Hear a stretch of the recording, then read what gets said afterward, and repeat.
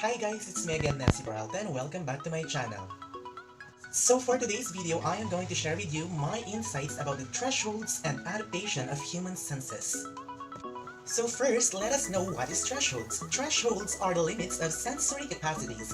It is the minimum or the lowest concentration at which taste can be detected, but is not constant for a given substance or person, but rather constantly changing point on the sensory continuum. For example, a person who loves to eat sweets has a higher thresholds as compared to a person who is not fond of eating sweets. That is due to sensory adaptation. Now, what is sensory adaptation? And sensory adaptation is a decrease or changes in the sensitivity to a given stimulus as a result of continued exposure to that stimulus or similar one. Sensory adaptation happens when the senses no longer perceive a stimulus because the sensory receptors are in continuous contact with the stimuli. This phenomenon occurs in all senses, with the possible exception of sense of pain. In sensory testing, this effect is an important and unwanted source of variability of thresholds and intensity ratings. Compounds with identical thresholds can show very different rates of increasing intensity with concentration and can cause sensory adaptation as well as changes with moods and the time of the biorhythm, and also hunger and satiety can affect the human threshold. Hence, the use of threshold as a tool for determining the intensity of perception must be dealt with considerable caution. Now, there are four types of thresholds. First, absolute threshold or the detection threshold. Second, recognition threshold. Third, difference threshold. And fourth, terminal thresholds. Absolute threshold is the lowest stimulus capable of producing a sensation. Example, the dimmest light, the softest sound, the lightest weight, and the weakest taste. Next one is the recognition threshold. It is the level of a stimulus at which the specific stimulus can be recognized and identified. This is usually higher than the absolute threshold. Now, third one is the difference threshold.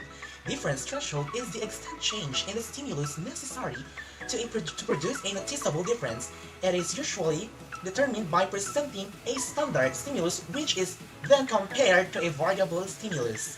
Now, the fourth and last one is the terminal threshold. Terminal threshold is the magnitude of the stimulus above which there is no increase in the perceived intensity of the appropriate quality for the stimulus. Above this level, pain often occurs. Types of adaptation effects. 1. Thresholds are raised or what we call cross-adaptation, and in other, they are lower, means cross-enhancement. First, cross-adaptation refers to situations in which adaptation to one substance raises the threshold for another substance. Example, decreased sensitivity to it. This type of adaptation is specific to a particular quality. For example, if you have adapted to a sour taste, you will be less sensitive to other sour tastes, but your sensitivity will not be decreased for salty, sweet, and bitter. Cross-enhancement occurs when exposure to one substance lowers the threshold for another substance. Example, leads to an increase in sensitivity. If exposure to a particular taste is continued, its absolute threshold may increase until it is higher than the concentration of the adaptating solution. At this point, adaptation is complete and no taste experience occurs. These two types of adaptation can be reversed after adapting solution is removed. The adaptation process is reversed and the threshold falls back to its original value. Olfactory adaptation is the reduction in response to a continuing stimulus in the olfaction. It is rapid and almost complete because of a special chemical system that neutralizes the response of olfactory receptors to others. Taste adaptation is the reduction in response to a continuing stimulus in the gustatory senses. When consuming a flavor for a long time, the ability to sense the flavor will be lost. This is because the chemosensory receptors on the tongue or on the nose can relax and bind to a new molecule. Human observers or sensory evaluators act like measuring instruments and constantly need to recalibrate themselves to the expected frame of reference. And we're done! That's it for today's video. I hope you like it, and don't forget to give a like, share, and don't forget to subscribe to my YouTube channel. Thank you and bye-bye!